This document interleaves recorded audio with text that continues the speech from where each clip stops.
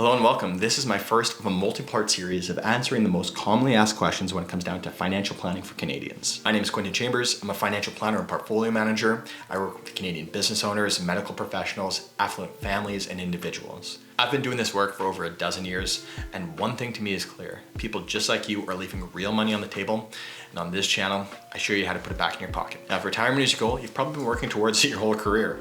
And yet, when it comes down to actually planning for it, most people are full of questions and short on clear answers. Now, that's completely normal because there's a lot to know. So I went looking for the best questions for my clients, my colleagues, and honestly, the internet as a whole. And I pulled together the ones that come up the most. And in today's video, I'm giving you straight practical answers to each one so you can walk into retirement feeling ready instead of feeling uncertain. How do I know if I have enough to retire? This is the big one, the question underneath all the other questions. The hard part about answering this question is what counts as enough depends on you. Factoring the lifestyle you want, how long you expect to live, inflation, and any potential long-term care costs down the road. So let's build this up piece by piece. Start by estimating your expenses. Your current spending is the best starting point for understanding what retirement will actually cost. Then think through what changes, what stays the same, what disappears, like commuting or a mortgage, or what gets added, like travel or new hobbies. Next, you have to have an inflation factor. This is a slow rising cost of living over time, and it's important because the expenses that you estimate are going to continue to rise over time, and you want to make sure you can sustain that. For long-term projections, in 2026, FP Canada guidelines used an inflation assumption of 2.1%. If you want to stress test your plan, you can be more conservative. You can run it at something like 3% and see how that holds up. Then you want to calculate your projected income sources. This is just adding up everything that will pay you in retirement, like your investments across your RSP, your TFSA, your non-registered holdings or cash accounts, your corporate holdings, and then you include your Canada pension plan, old age security, rental income, and even the option of downsizing your home. And here's a useful rule of thumb to anchor your target, the 4% rule.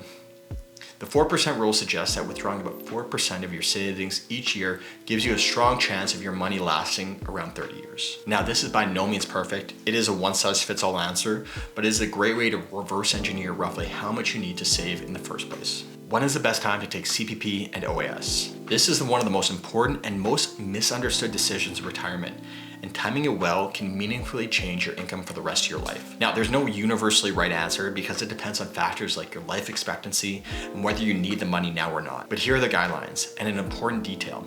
CPP and OAS do not work exactly the same way. The standard approach is that you start both at 65. Now, this is a typical age that people take it, and it strikes a reasonable balance between your lifetime income and longevity risk. If you can afford to wait, delaying boosts your payments permanently, but for CPP and OAS, the rates differ. So if you're looking at your monthly CPP amount, for every month that you delay past 65, add 0.7%, which works out to 8.4% per year, and up to a maximum increase of 42% if you wait until age 70. And for OAS, that same monthly increase is 0.6% or 7.2% per year, up to a maximum of 36% if you wait until age 70. Delaying is a powerful strategy if you expect to live a long time or you don't need the income right away.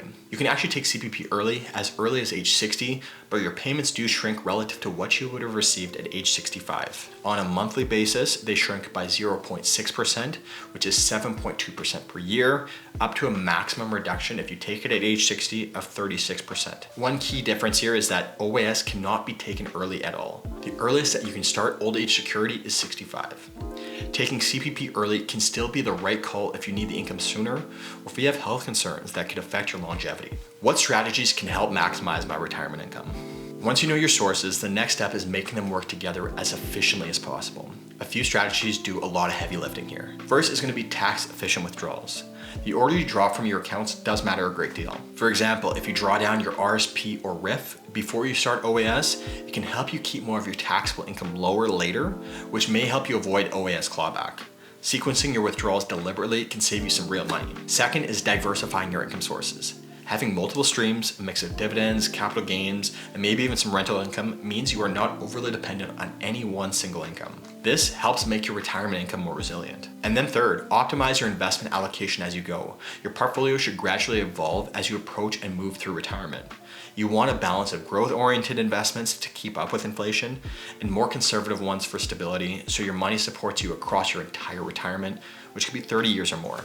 And fourth, lean on your TFSA. Withdrawals from a TFSA are completely tax-free, and crucially, they do not count as income for your OAS or GIS eligibility.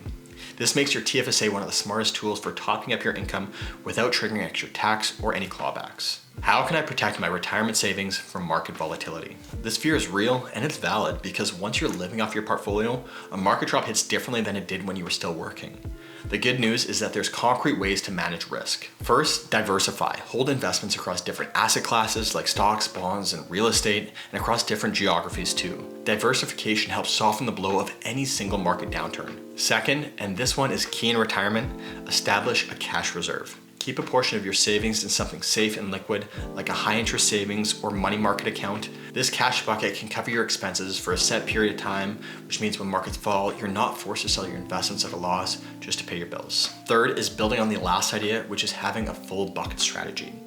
Divide your savings into buckets based on when you will need the money. Your short-term buckets, say the money you need in the next 3 years, sits in safer, liquid assets. Your longer-term buckets can stay invested in more growth-focused holdings since they have more time to ride up the swings. And then fourth, rebalance periodically. Check your asset allocation regularly to make sure it still fits your risk tolerance, your goals, and your tax situation. Rebalancing allows you to keep your portfolio stable while still letting you capture growth over time. So here's the heart of it. Retirement planning is really about balancing preparation with flexibility. Knowing how much is enough, timing your benefits well, structuring your income efficiently, and protecting your savings from the ups and downs. Get those right and it changes everything. Because the real goal is not just a number, it's the freedom to live the retirement you have pictured without any unnecessary financial stress hanging over it.